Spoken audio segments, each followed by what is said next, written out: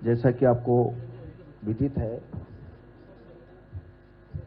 कि अभी कल विशेष सत्र कल मध्य प्रदेश की विधानसभा में कल संपन्न हुआ।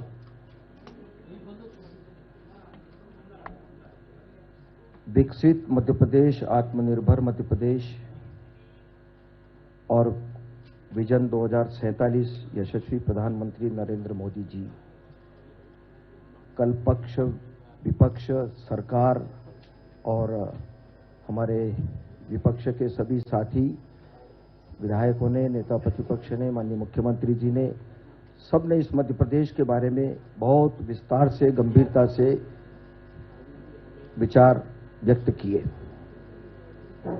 माननीय मुख्यमंत्री जी ने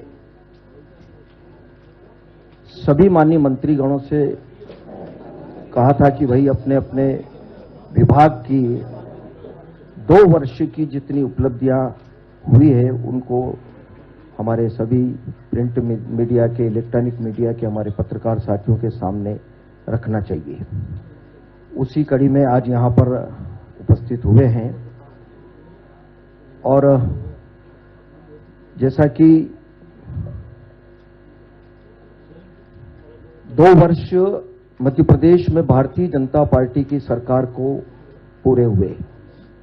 यशस्वी मुख्यमंत्री डॉक्टर मोहन यादव जी के नेतृत्व में सरकार ने सफलतापूर्वक अपने 2 वर्ष का कार्यकाल पूरा किया। अल्प अवधि में उन्होंने विकास के काम और जन कल्याणकारी योजनाओं के काम, ऐसे अनेक काम कम समय में, अल्प समय में उन्होंने अपनी इच्छा शक्ति और कर्मठता और उन्होंने मन में जो प्रदेश को आगे बढ़ाने का, आत्मनिर्भर करने का जो संकल्प लिया, उसमें उन्होंने बहुत सारे काम किए। उसकी मैं यशस्वी मुख्यमंत्री डॉक्टर मोहन यादव जी को बहुत बहुत बधाई और प्रदेश की जनता को भी बधाई देना चाहता हूं कि उन्होंने बहुत अल्प समय में बहुत अच्छे काम किए।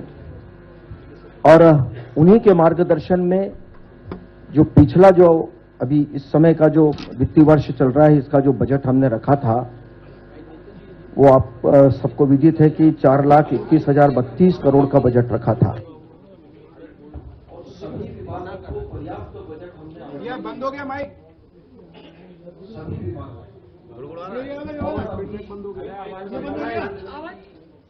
बंद हो गया, ब्रेक सेकंड सप्लीमेंट्री का जो हमने रखा था,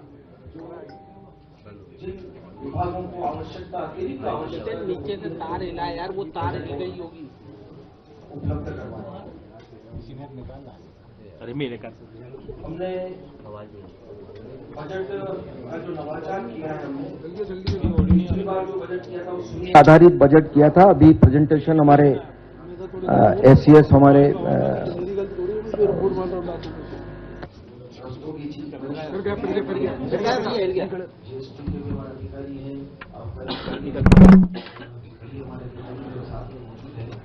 प्रेजेंटेशन भी होगा,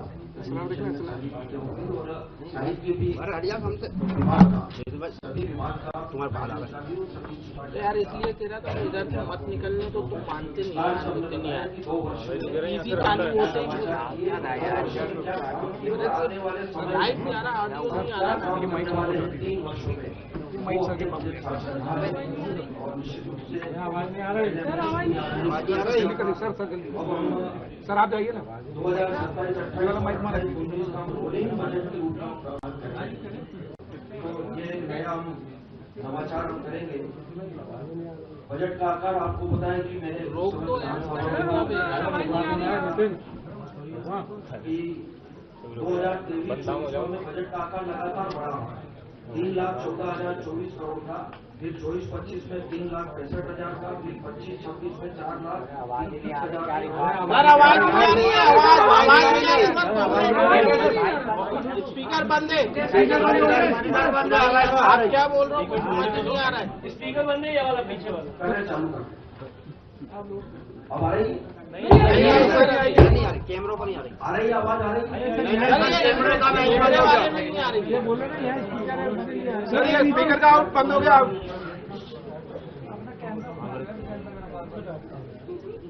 ये स्पीकर में नहीं आएगा, यहाँ पे स्पीकर है। अरे वो स्पीकर दिया हुआ उसमें नहीं है। वही रखो ना माइक।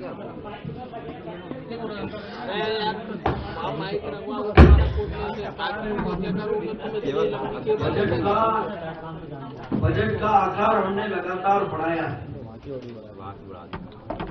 23-24 का जैसा मैंने बताया कि 14,024 करोड़ का, फिर 24-25 का 65,063 करोड़ का, और 25-26 का 4,30 करोड़ का बजट हमने प्रति वर्ष 14% की वृद्धि हमने इस बजट में हमने जीएसडीपी भी हमारी लगातार हमारी ग्रोथ की है, बढ़ी 11 से 12% तक बढ़ी है। ये 23-24 में मैं केवल आंकड़ा बता रहा हूँ, आपको बता देंगे।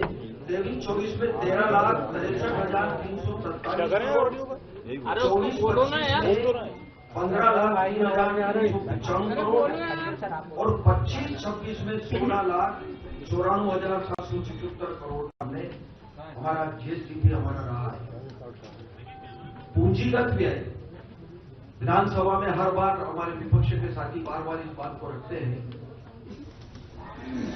कि कर्जा हो रहा है, इस बात को बार बार कहते हैं, लेकिन मैं ये कहना चाहता हूं, मैंने पहले भी कहा था और विधानसभा के बजट भाषण में भी कहा था कि कर्जा नहीं है, इसको निवेश कहेंगे। और कर्जा भारत सरकार के जो सीमाएं हैं, भारत सरकार ने जो सीमाएं तय की है, वो FRBM का नियम भी हो, चाहे हमारी जितनी सीमाएं हैं, उस सीमा के अंदर ही कर्जा हमने लिया।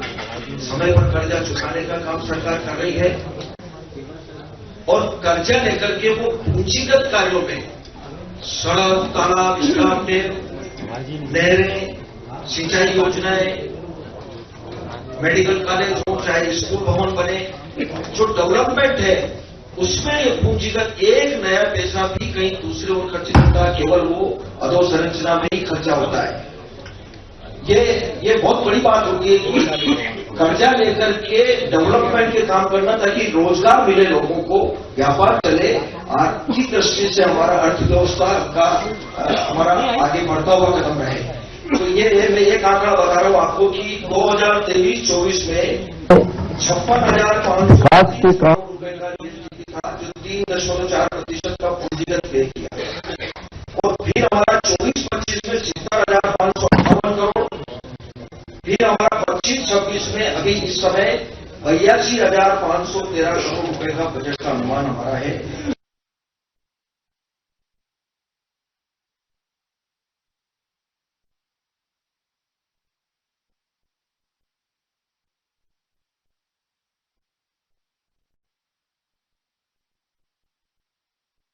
हम इसको डबल करेंगे और निश्चित रूप से हर बार हम इसका आकार बढ़ाएंगे।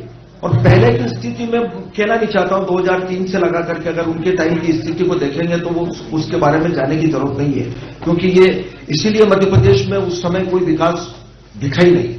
जितना विकास आज दिख रहा है, चाहे वो सड़कों के मामले में हो, फिर चाहे वो कंस्ट्रक्शन कोई भी बिल्डिंग बने, उन सब सिंचाई के मामले में हमने हर क्षेत्र में प्रगति करी है। शिक्षा के क्षेत्र में, चिकित्सा के क्षेत्र में, तो वो सब हमने किया है।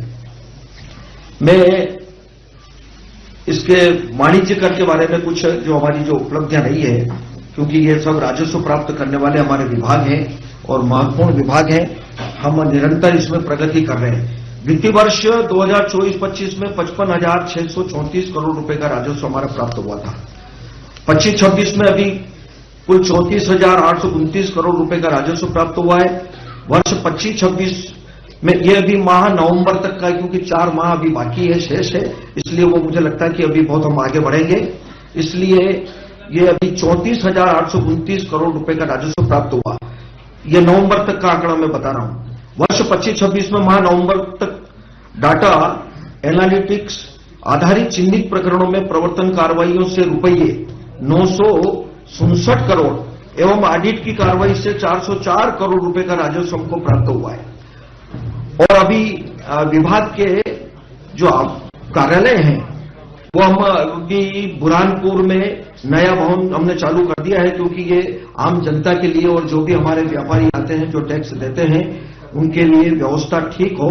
बुरहानपुर, राजगढ़, खरगोन, झाबुआ, कटनी एवं नरसिंहपुर जिलों में नवीन कार्यालय का हम निर्माण कर रहे हैं। आगामी 3 वर्ष की जो योजना है वो मुझे लगता है कि प्रेजेंटेशन में हमारे धनराजू जी बैठे हैं, हमारे आयुक्त, तो वो बताएंगे पूरी तरह से कि 3 वर्ष की जो हमने आने वाले वर्ष में हम क्या करने वाले हैं उसके बारे में हमने योजना बनाई है, वो आपके सामने हम बता देंगे। अभी 1 मिनट, पंजीयन के बारे में भी हमने जो आंकड़ा मैं बताना चाह रहा हूं कि 23-24 का आंकड़ा मैं बता दूं आपको कि 10,700 करोड़ रुपए का राजस्व प्राप्ति का हमारा 24-25 का लक्ष्य था हमारा 12,500 करोड़ का। इसमें हमारा अभी राजस्व प्राप्ति हुई है 11,355 करोड़ और 25-26 में 13,000 का हमारा लक्ष्य है। अभी नवंबर माह तक अभी 7,580 करोड़ हुआ है। 4 महीने का समय अभी है, मुझे लगता है कि ये हम पूरा कर लेंगे। और बाकी हमने नवाचार जो किए हैं, उपलब्धियां हमारी और भी है इसमें, वो प्रेजेंटेशन के माध्यम से मैं समझता हूं कि सभी को अभी सामने हम बताएंगे। हमने काफी काम उसमें किया है।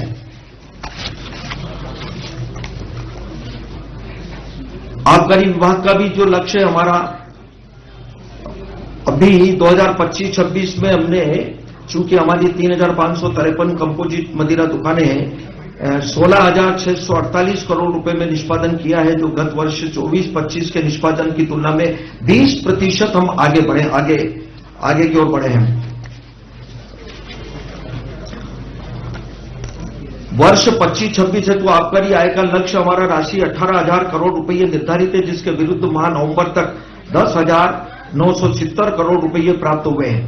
इस प्रकार से हमारा ये लगातार अभी जो प्रकरण बने हैं, वर्ष 25-26 माह नवंबर तक में अवैध मदिरा के अधिक के अवैध परिवहन, अवैध विक्रय एवं अवैध आसवन के अपराधों पर नियंत्रण के उद्देश्य से 77,031 न्यायालयीन एवं 78,207 विभागीय प्रकरण पंजीबद्ध किए जाकर वैधानिक कार्रवाई की गई है। साथ ही 51 वाहनों को जब्त किया गया। बाकी बहुत सारी कार्रवाई की है, वो डिटेल अभी आपको हम इसमें बता देंगे। योजना में अभी जैसा माननीय मुख्यमंत्री जी ने कल अपने उद्बोधन में इस बात का जिक्र किया है कि 1 नवंबर 2025 को मध्य प्रदेश स्थापना दिवस पर विकसित मध्य प्रदेश दृष्टि पत्र का विमोचन किया है। 2047 में मध्य प्रदेश में हम क्या करेंगे, 47 तक हमारा मध्य प्रदेश कैसा होगा, सभी दृष्टि से उसका विजन माननीय मुख्यमंत्री जी ने कल बहुत डिटेल में, मुझे लगता है कि कल वहां पर इस बात को बताया है उन्होंने।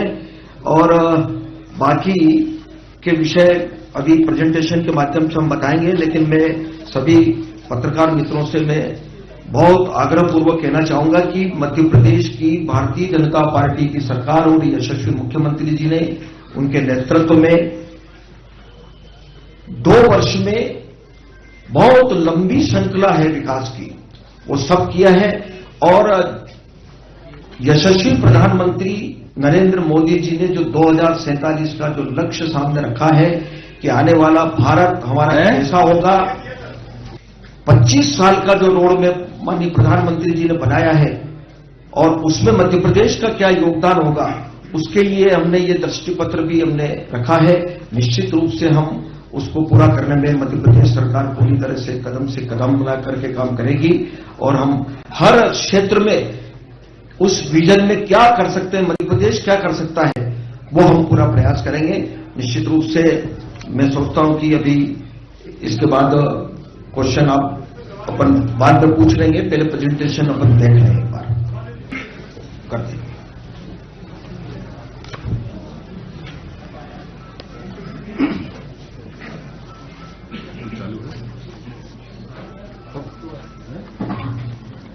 माननीय उप मुख्यमंत्री जी, माननीय सभी पत्रकारगण, मेरे सभी कलीग्स फाइनेंस डिपार्टमेंट से, वाणिज्य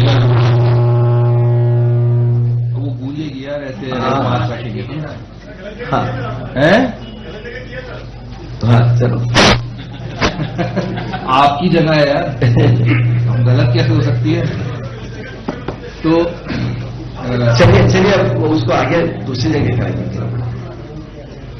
हालांकि माननीय वित्त मंत्री जी ने बहुत ही सारगर्भित तरीके से जो हम लोगों ने वित्त विभाग में पिछले 2 सालों में कार्य किए हैं वो आप लोग के सामने रख दिए हैं। फिर भी मैं सिर्फ 7-8 मिनट में जो प्रस्तुतिकरण हम लोग लाए हैं वित्त विभाग की ओर से आप लोगों के सामने रखूंगा।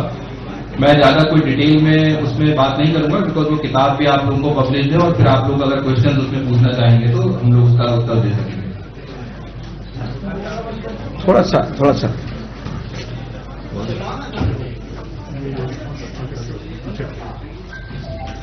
भाई ये इधर का स्पीकर बंद हो गया